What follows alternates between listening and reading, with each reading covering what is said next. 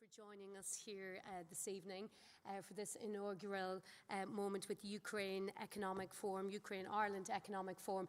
We're going to be beginning proceedings in just a few minutes, but I want to give three guidelines on some housekeeping rules for us, one of which is the fire exits. Hopefully you're not going to require everything I'm about to tell you now, but in the event of an emergency this evening and us needing to evacuate, I would urge you all remain calm, of course, and make your way quickly and quietly in an orderly fashion to your nearest exit door, of which there are two located either end of this room through which you've just entered.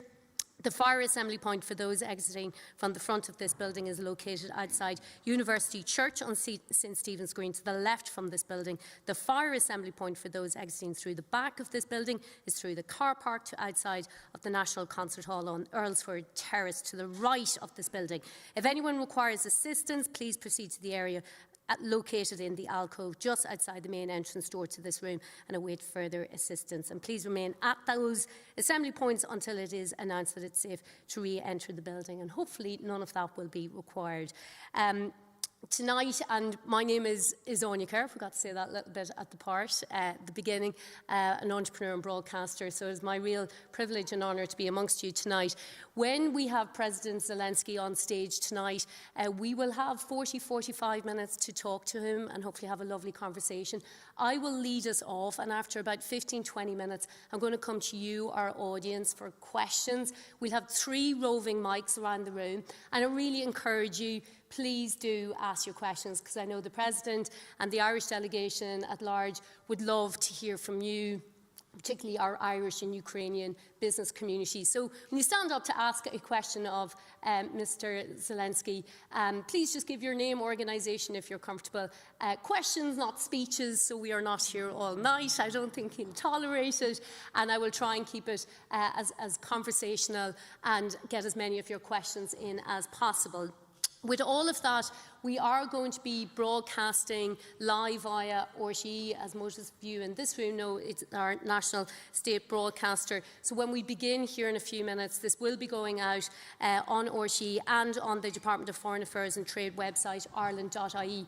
There will come a moment where into the conversation with President Zelenskyy, we will end that broadcast live, and so the rest of the event tonight will be recorded, it just won't be broadcast live. So don't be shy about those questions. You are very unlikely to end up live on TV, but you will potentially be recorded. Thank you for your understanding and patience with all of that, and we will be back to formally kick-start proceedings in just a few minutes. Thank you.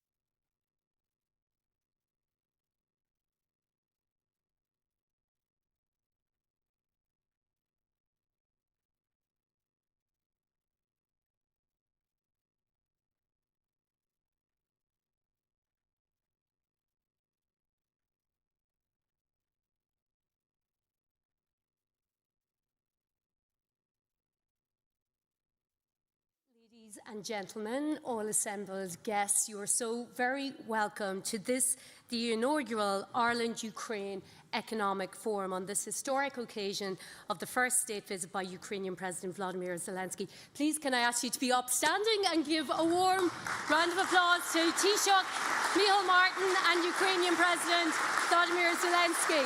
Thank you so much.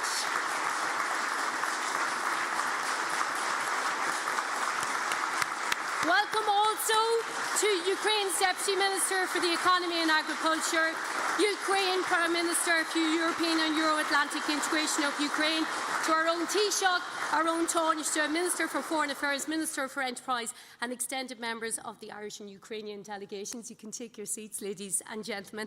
Welcome also to all of our assembled guests here tonight from across the Irish and Ukrainian business community, members of the media, and to all of you at home joining us from Ireland, Ukraine and beyond through our public service broadcaster RTE. And over the next 90 minutes for everyone in this room, I hope you're going to really leave with a real sense of the Ireland-Ukrainian relationship as it is today, but what it might look and feel like into the future, and the ambitions for that post-war business environment that Ireland and Ukrainian governments look forward to. And I think as we go along tonight, we'll also recognise the contribution of the Ukrainian diaspora here in Ireland and their contribution as citizens to our local economy, and how all of that will help to foster deeper Ireland-Ukrainian business linkages. And now, with that, to formally commence proceedings here tonight, please give a warm welcome to the Minister for Foreign Affairs and Trade and Minister for Defence, Helen McEntee. Thank you, Minister.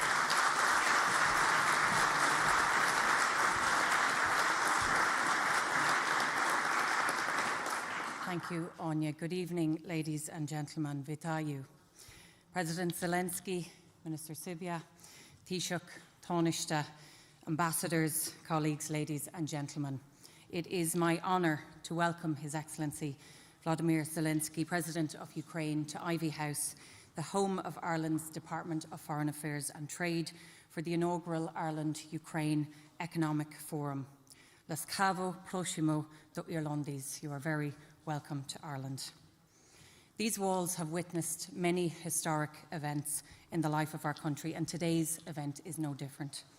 Since the outbreak of Russia's full-scale invasion, Ireland and the Irish people have stood in full solidarity and support with Ukraine.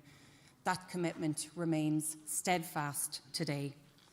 We stand with the Ukrainian people in the face of Russia's continuing aggression. We stand in admiration at the bravery, the courage and determination of the Ukrainian people to overcome this brutal aggression, and I pay tribute to you, President Zelenskyy, for your bravery and your fortitude in the face of years of Russian aggression and war. We look to a better future for Ukraine and its people, when peace has returned, a peace that is just and lasting. We want to see your country benefit from the progress, the prosperity and the security that over 5 decades of EU membership has brought to Ireland. Mr. President, Taoiseach, despite these challenging times, Ireland and Ukraine have built close ties of support and cooperation, and we know that there is so much more that we can do together.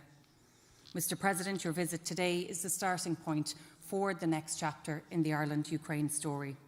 The people in this room, each and every one of you, leaders from both the private sector and the public sector, have an important role to play in writing that story. And today's inaugural Ireland-Ukraine Economic Forum is the first of what we can expect to be an annual event. It will convene stakeholders from both countries, across the public, across the private and research sectors, to create partnerships, to identify opportunities to collaborate, to contribute to Ukraine's reconstruction when the time is right, and to drive forward our economic relationship. And I think we have all of the right people in the room here today from Ireland and Ukraine to heed this call and to drive this ambition forward. Ukraine's economic and economy continues to show remarkable resilience in the face of great challenges. Irish and overseas companies are investing, are doing business, including some who are with us here today. And I want to acknowledge those who are with us here today doing business in Ukraine and those from Ukraine who have now established and set up their own business here. Our state enterprise body, Enterprise Ireland, is working to develop those partnerships through its office in Warsaw and Pathfinder projects for Ukraine. The key message today is for the potential for those that explore opportunity early, and the importance of building relationships now so that companies can be successful, that they can enter the Ukrainian market, and that Ukrainian companies can benefit from the Irish market.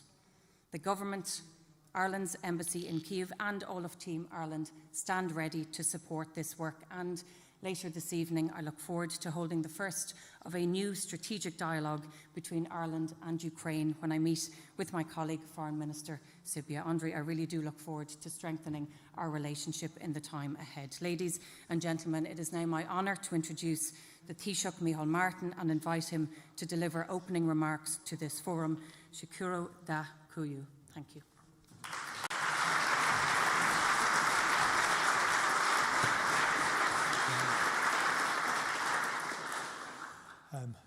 President Zelenskyy, Tánaiste and Ministers McEntee, Minister for Enterprise Peter Burke, Minister for Agriculture Martin Hayden, Minister for Higher Education and Research James Lawless, Minister O'Brien, Minister Lee Smith, Minister Neil Richmond, Minister Jack Chambers.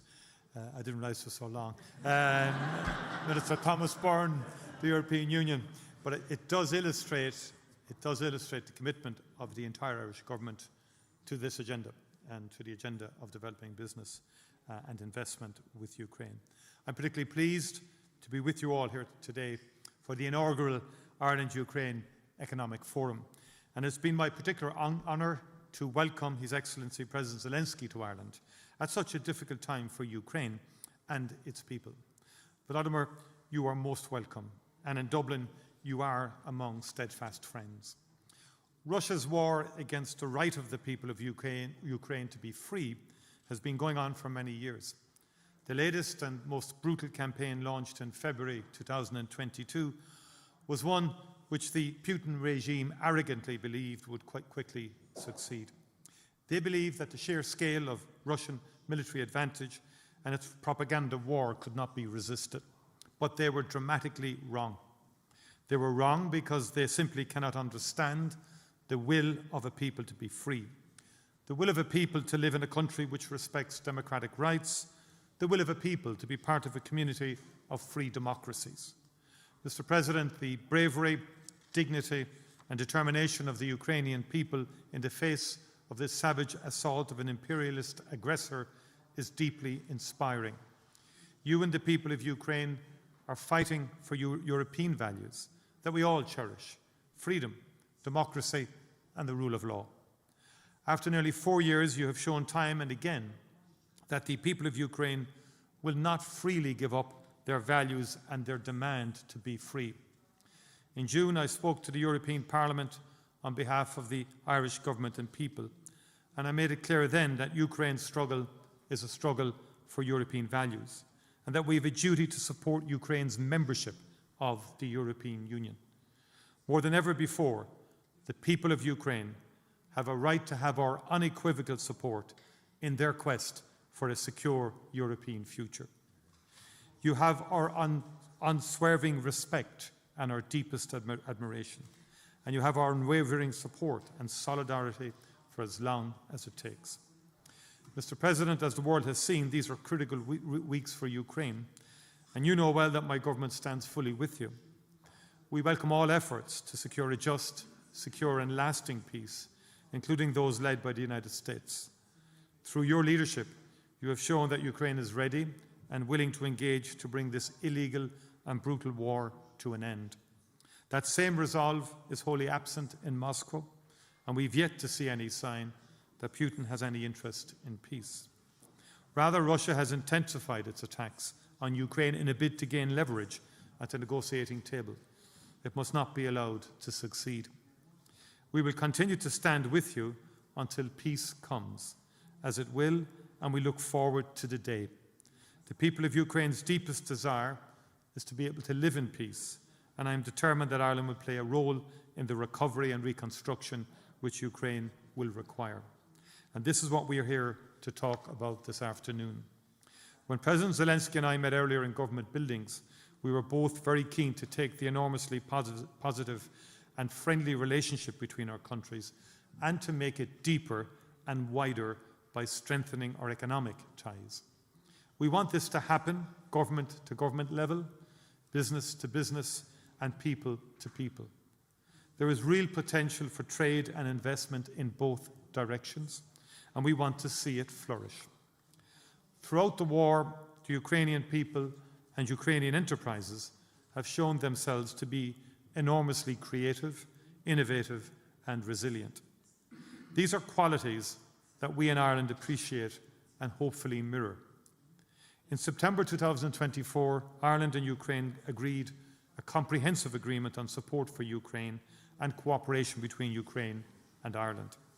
The agreement involves pursuing bilateral and long-term commitments across a range of areas, including support to the recovery and reconstruction of Ukraine.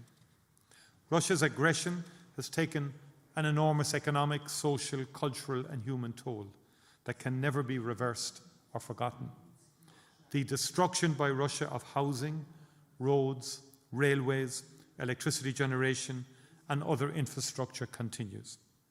Earlier this year, the United Nations estimated that it would take €500 billion to rebuild what has been lost.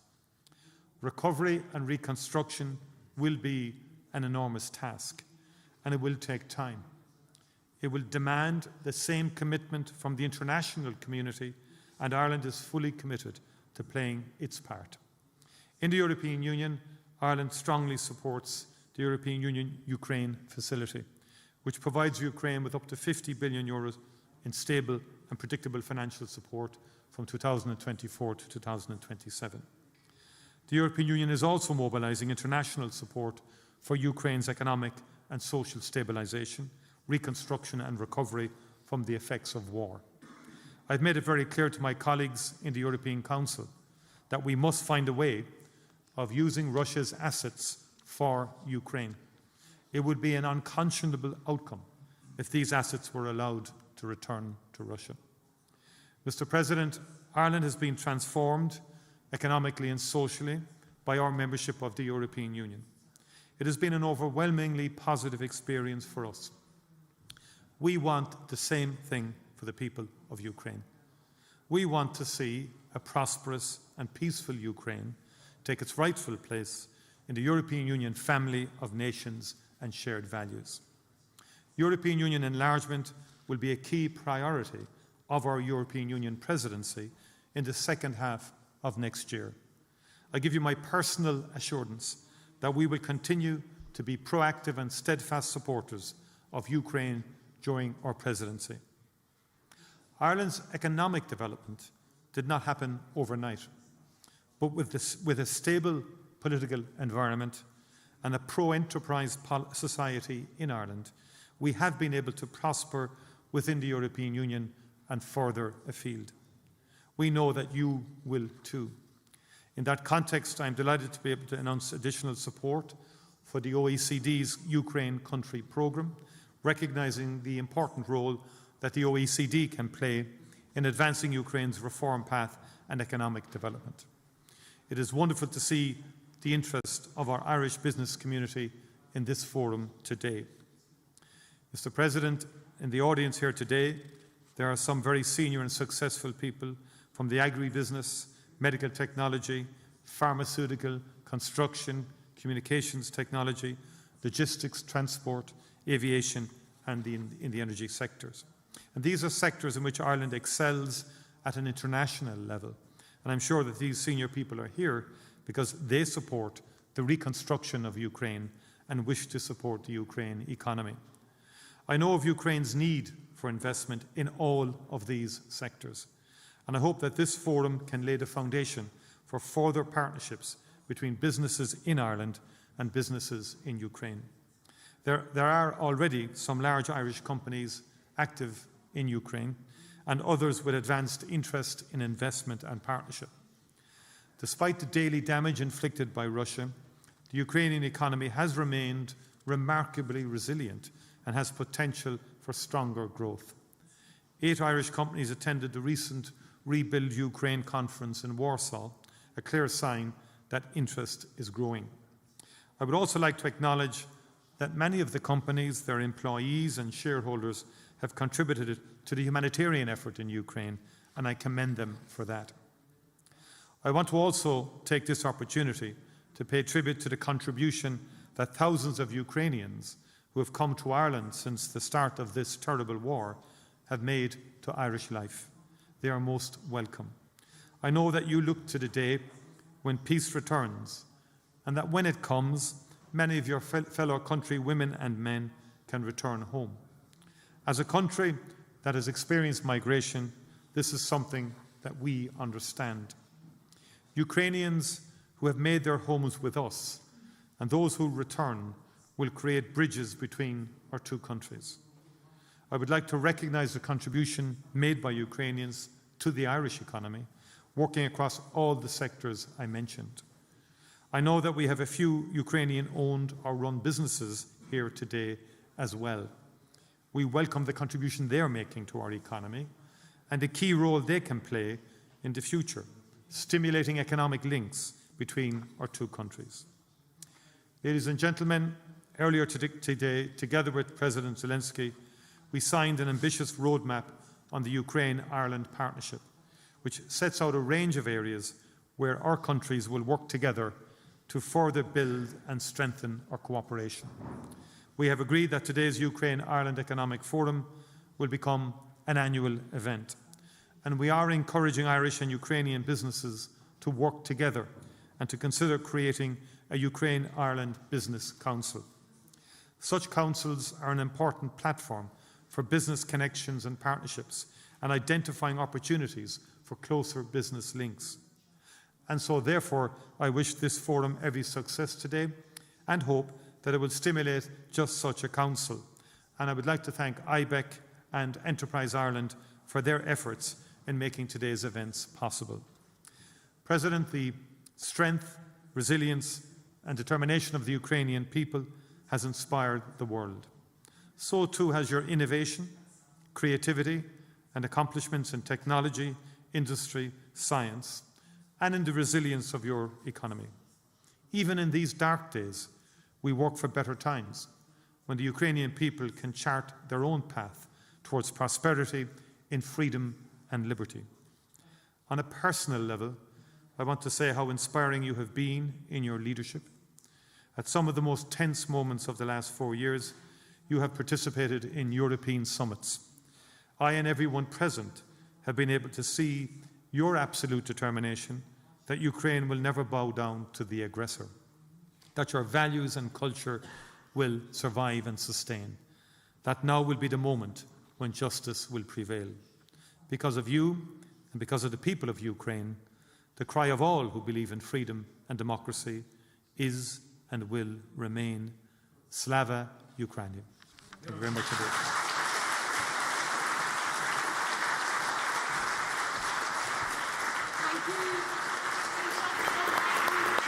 To our Minister for Foreign Affairs for those opening remarks, and it is with real great pleasure to introduce now on stage His Excellency Ukrainian President Volodymyr Zelenskyy. Please join us. Thank you so much. Thank you for being here. You haven't had much time to draw a breath since you got a standing ovation after your speech to the Oireachtas, so thank you for joining us here immediately after. You've been building up a lot of momentum. And I feel sorry that I will not have time. Well, we'll hold on to you for as long as we can here this evening, so thank you. I know there's been a lot of momentum in recent days around peace negotiations. Your team were in Miami, you were in Paris yesterday. We know you bring a message of peace today here in Ireland. As you're probably aware, the Russian president this evening was asked for his thoughts on those peace negotiations, and he talked about European demands are not acceptable to Russia, was his quote, and he said, if Europe wants to fight, we are ready now. You're bringing a message of peace. What do you say back to that tonight?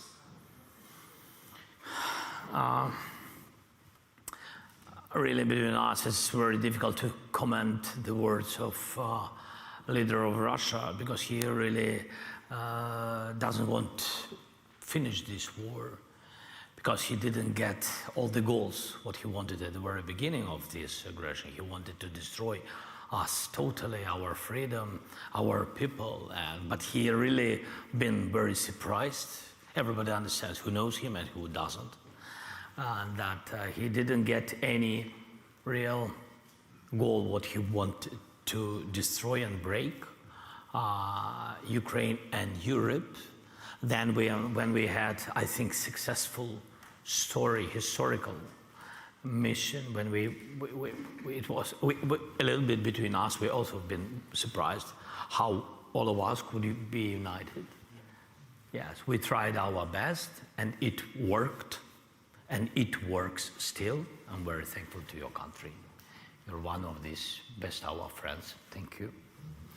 And that's why Putin, I mean, now he's thinking how to find new reasons not to finish this war.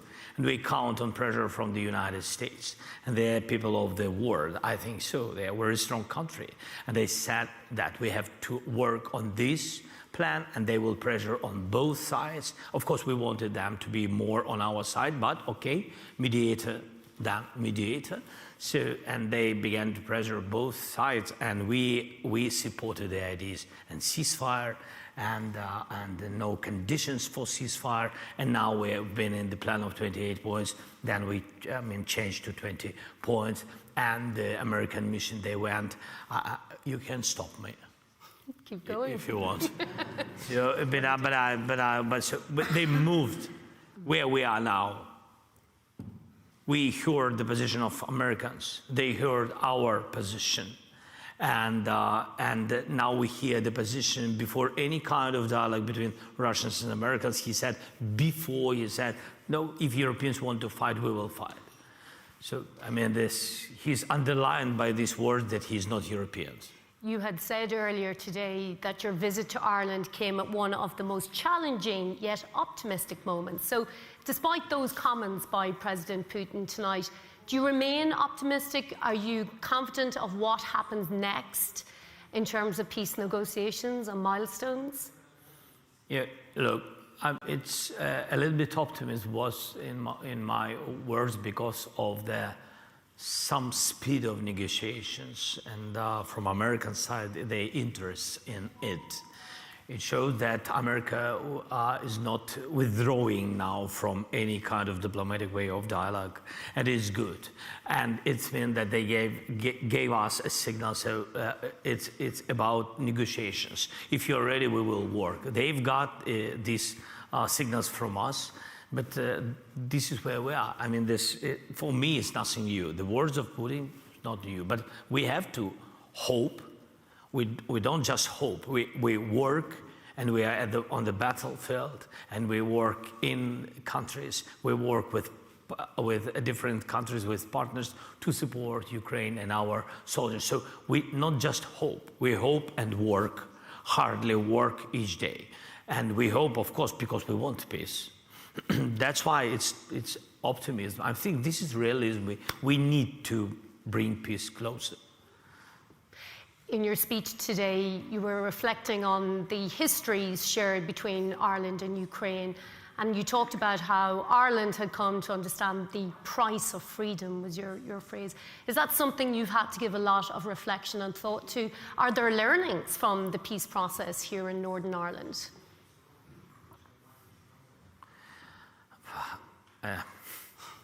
Very difficult question. You know, of course, I mean, it's like